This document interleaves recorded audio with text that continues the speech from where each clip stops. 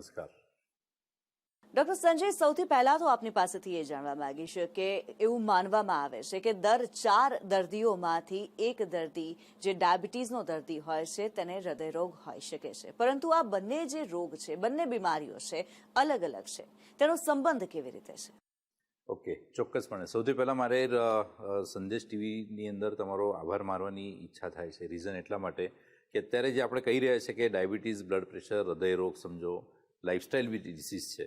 હવે લાઇફસ્ટાઇલ ડિસીઝની અંદર જેનું પ્રમાણ સૌથી વધારે વધે છે અને એવા કિસ્સાની અંદર જાણકારી એ જ એક સૌથી અગત્યનો શરૂઆતની સ્ટેજની અંદર ઉપાય વધારે કારગર હોઈ શકે છે.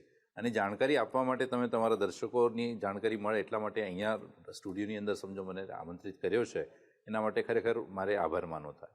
હવે ડાયાબિટીસ અને હૃદયરોગ આ બંનેનો સંબંધ આપણે જોવા જઈએ તો ડાયાબિટીસ એટલે આપણે એટલું સમજી શકીએ છીએ કે આપણા શરીરની અંદર શર્કરાનું પ્રમાણ વધારે હોવું.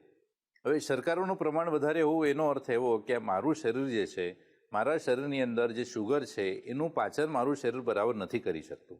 અને પચ્યા વગરની શુગર જે છે એ જ્યારે મારા લોહીની અંદર દેખાતી હોય, જેનું માપ રેન્ડમ શુગરની વાત કરીએ તો 140ની અંદર આવે છે.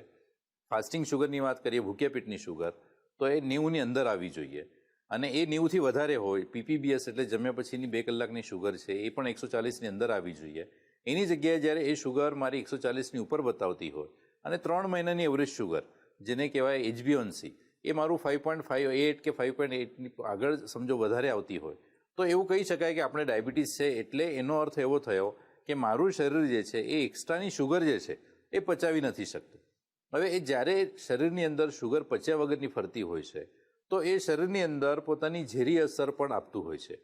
અને એ ઝેરી અસર જે છે એ સરવાળે લોહીની નળીઓ જે છે, શરીરના દરેક કોષ છે, લોહીની નળીઓ છે, એ બધાનું સ્વાસ્થ્ય જે છે ક્યાંક ને ક્યાંક જોખમાવે છે.